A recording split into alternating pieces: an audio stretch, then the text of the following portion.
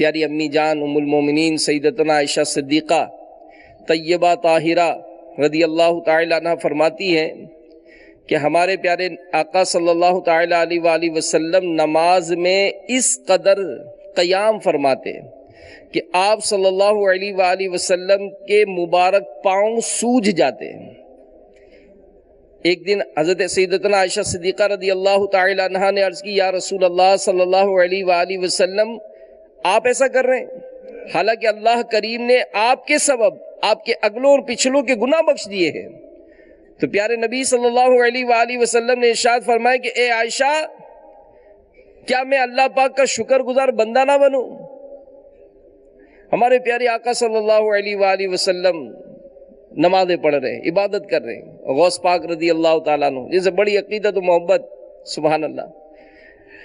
شیخ ابو عبداللہ محمد بن ابو الفتح Heravi رحمۃ اللہ تعالیٰ علیہ فرماتے کہ میں نے حضرت شیخ محی الدین سید عبد القادر جیلانی رحمۃ اللہ تعالیٰ علیہ کی 40 سال تک خدمت کی۔ اس مدت میں آپ عشاء کے وضو سے صبح کی نماز پڑھتے تھے،